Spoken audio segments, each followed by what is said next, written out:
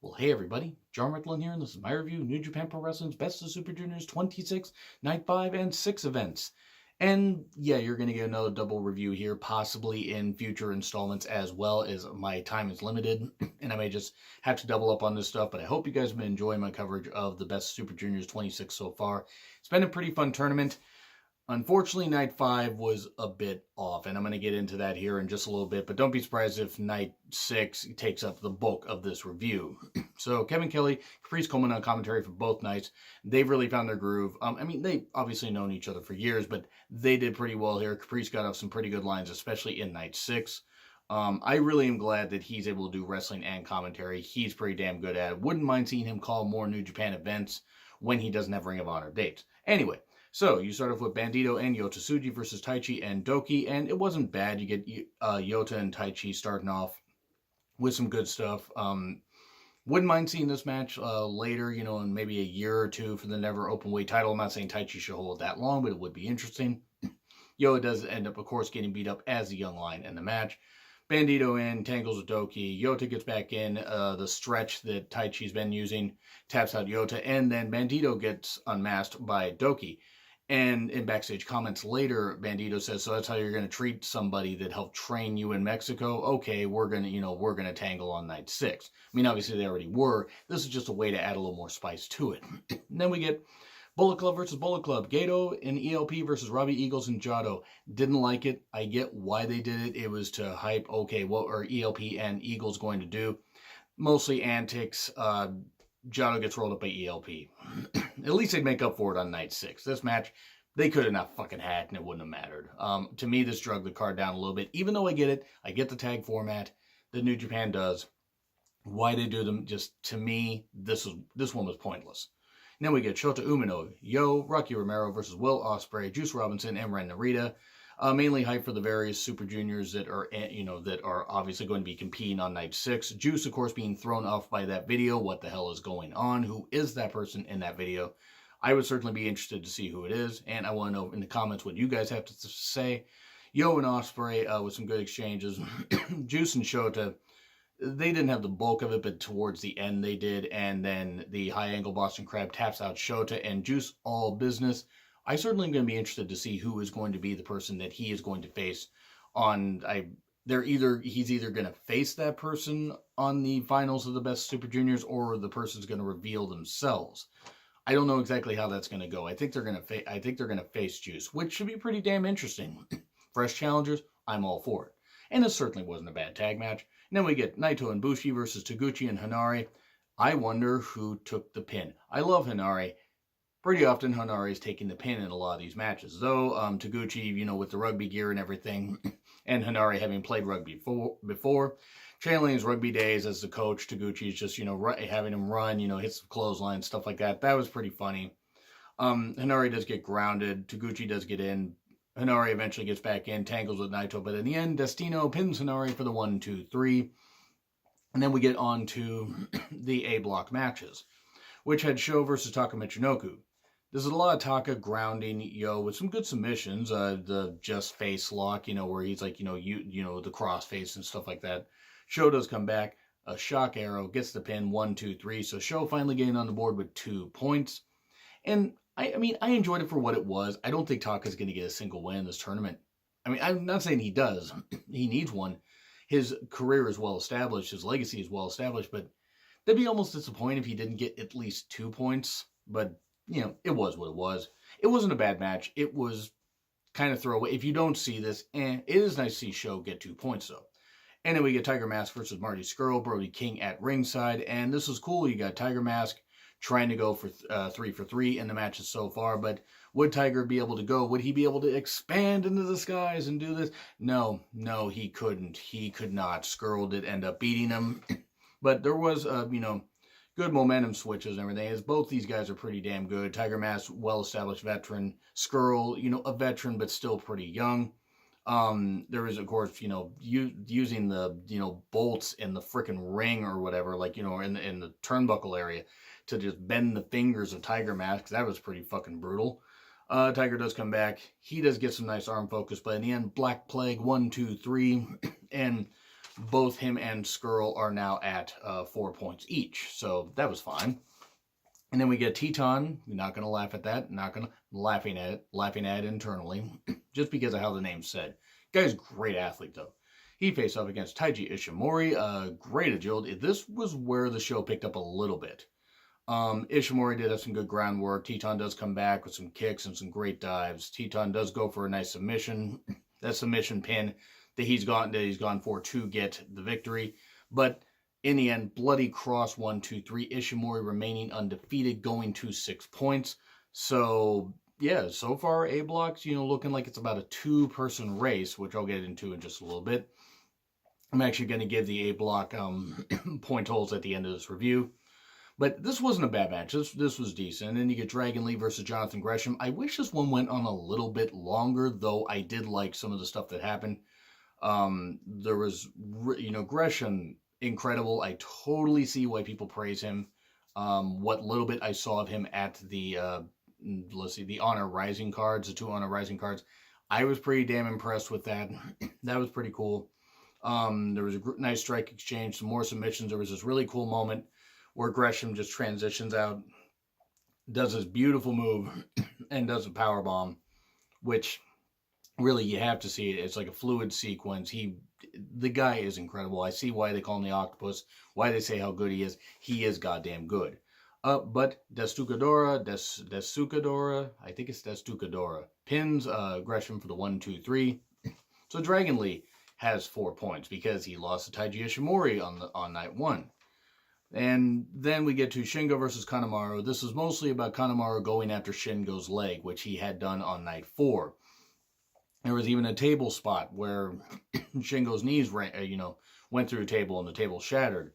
It does go on for a bit. Shingo does come back. There was a nice figure 4 by Kanemaru. There's a lot of submission-based stuff, which is fine if you're going to tell the story of Shingo being beaten down on a weakened Shingo is vulnerable, then that's a good thing to tell because he's undefeated. So can he remain undefeated despite having these leg issues? Taichi throws in a chair because, of course, he's at ringside helping out fellow Suzuki-gun members. The ref comes to, then he gets knocked down again. And then there's an alcohol spot, but the chair is blocked. Shingo gets the chair up to block it because chairs can always stop alcohol, I guess. And Noshigami pumping bomber for 2, but in the end, Last of the Dragons 4-3, 1, 2, 3. So Shingo remains undefeated. So Shingo and Taiji Ishimori are tied at 6 points each. It's going to be very interesting to see what happens in the next 4 nights, 7, 8, 9, and 10, which I believe is the 22nd, 23rd, 24th, and then the 26th is night 10. So it's going to be very interesting to see in all block action where we are after that point. And I will be reviewing all those. I gotta say though, even though I enjoyed this, I enjoyed a few of the matches, I guess a C+ because while I had fun with it, some of the matches were I don't want to say throwaway, but we're just like, okay, I don't really need to see them again. So C+, if I forget to put a poll up here somewhere, please leave in the comments what you guys thought, but I thought night 5 was pretty weak. Now night 6, which just got done just a bit ago, I did enjoy. I can't say it was perfect, but I did enjoy it more than night 5. Which is weird because night 6, the A Block has had some pretty damn good matches, and so has B Block, don't get me wrong. But it's maybe been 50-50, but I just thought, okay, that was kind of a weak edition of the A Block. However, we get to night 6, which has Yuya, Shota, and Jonathan Gresham versus Sho, Yota, I almost said Sho and Yo, but Sho, Yota, and Teton. Again, promising not to laugh at that name, I am. Yuya, I love Yuya's look, and I think that he is going to be a big star. And Yota's really improving as well. But we get Yuya and Sho. They had some nice exchanges. Sho trying to, just basically show up and, nope, I'm going to be, he's being a lot more vicious here, and I like it. Yuya got beat up a bit. Did hit a nice drop kick after, with a bit of a comeback. Teton and Gresham gained, and then Shota and Yota... But a fisherman suplex by Shota pins Yota for the 1, 2, 3. Shota Umino, I think, needs to be in the G1. Shota Umino, Hanare are 2 guys that need to be in the G1. In my opinion, I know that Shota is technically still a young lion, but I want to see him in the G1. That needs to absolutely happen because the sky is honestly the limit for the guy. And same with Hanare. I think that both are really damn good. And then we get to Tiger Mask and Juice Robinson versus Dragon Lee and Hanare. Hinari took the pin. I know that sounds like I'm dogging Hinari. I'm not. It's just he traditionally takes the pins in these matches. Of course, the video plays, at some point, Juice thrown off by it, but not during the match. But there was a nice show of respect. Everybody shaking hands. Dragon Lee and Tiger Mask with, a great battle. Dragon with an incredible drop kick. Hinari and Juice having some good exchanges. Wouldn't mind seeing this for the U.S. title. But there was like this headbutt that was countered into the left hand of God. Like, Hinari went for a headbutt. Nope, left hand of God. Pulp Friction, 1, 2, 3. Juice pinned Hinari. So no, we won't see that match for the U.S. title anytime soon because we still have this whole time's up thing and who the hell that is. And I really want to know who the hell that is. But then we get Taiji Ishimori and Gedo and Jado versus Kanemaru, Taka Michinoku, and Taichi. Gee, it's Bullet Club versus Suzuki-gun. Who can out-heal the other? I will say this is better than the previously mentioned Bullet Club versus Bullet Club match, but not by much. I mean, I'm sorry, Jado and Gedo are essentially there just to be heat magnets and to get some moves in and, basically get their asses kicked. It does go outside. Of course, Ishimori's neck gets targeted. Apparently, he does actually have a hurt neck, unless they're just totally kayfabing it, and he's just selling really well. But he was moving a little gingerly to the ring, so hopefully he's going to be okay. Maybe he adapts his style just slightly so he doesn't take as much impact on his neck. If for any reason his neck is bad, after this tournament, maybe at Dominion have him in a tag match, give him a few weeks off to get rehabbed and stuff like that, to do some rehab and come back in time to be on the undercard for the G1. Otherwise, I'd give him a couple months off because he has really worked hard. Hopefully, Ishimori is going to be completely okay, and if it is just kayfabe, he's doing a damn good job selling it. But then we get Jado in. We get the kendo stick versus Taichi's mic stand. No, that's not a euphemism. There was some comedy words like Taichi's trying to get Jado to come in. He wants to kick him. And then, super kick, pins Jado, 1, 2, 3. So, yeah, it was fine. Hopefully Ishimori is okay. And then we get Naito and Shingo versus Marty Scurll and Brody King. Cool to see Brody King in the ring, seeing him live. Guy's fucking incredible. He really is. Excuse me. So, Scurll and Shingo, mainly hype for Scurll and Shingo, which should be a damn fun match because Shingo has struggled against submission-based guys. And Naito getting beat up for a bit. Brody gets in, Shingo gets in, then Naito back in. So basically, it's not like boom, boom, boom, everybody just tags. Everybody hits some moves, this kind of stuff. Naito back in. Good double teaming by both teams. And the end, Destino pins Brody for the 1, 2, 3. That was fine. It was a fine match. It was a good way to end the undercard part. And then we get to the B block match is the A block match. Yeah, they just, threw B block back and to the side and put A block. No, kidding. Rocky Romero versus Ren Narita. I like this. I like this one quite a bit. Narita really has shined as a last minute substitute in this tournament. And being only 21, I believe, the guy is doing some great shit. And Rocky Romero proving he ain't just a commentator / wrestler. He's a wrestler / commentator. He can do everything. I mean, he does a whole lot. He does a whole lot of great shit. And it's nice because since he isn't wrestling quite as much, at least in New Japan, I know he's wrestling all over the world. I believe he's wrestling in the UK and stuff like that too, off and on. It's nice because he can pull out these performances and remind just how great he actually is. Narita does do some good stuff, focusing on the legs. Rocky does have some good groundwork and focuses on the shoulder. Not the bad shoulder of Ren Narita, but the good shoulder, which actually is pretty goddamn smart. Why go for the full injury if it's injured? Target the good one, injure it even more, or, injure that one, and then they really can't do anything because they ain't got no goddamn arms to do anything with. So actually, I think that's a pretty good strategy, even though it was a show of respect by not going for an injury. I like what they did. And Narita comes back. It's good near falls. But in the end, a cross arm breaker does tap Narita. And 2 points for Rocky. Rocky's finally on the board. Ren Narita is not. They did have a show of respect at the end. Narita's frustrated because he wants to get some points. I mean, who wouldn't be frustrated? But still, I like this match. And then we get to Bandito versus Doki, which, I liked it. It was a nice series of counters. I'm starting to wonder if this whole thing with Doki is just for the best of Super Juniors and that's it. I mean, I know Bandito's in Ring of Honor, but I think Bandito fits better in Japan, in New Japan, than Doki does, which is weird because Doki's actually Japanese. But hey, it is what it is. Maybe I'll get used to him. Maybe it's just the fact that I've only seen a few matches with him, 3 singles matches and 3 tag matches. But Doki, this is probably the best showing he had, but maybe I'm just starting to, I don't know. Maybe it's just me. Let me know in the comments what you guys think of Doki. But Bandito diving early, Doki does ground some. There were some more dives. Triangle variation, DDT by Doki just spiked Bandito. That was impressive. But then the 21 plex does pin Doki for the 1, 2, 3. So Bandito continuing to soar with point. I believe he's at 4 points now. That was fine. That was pretty good.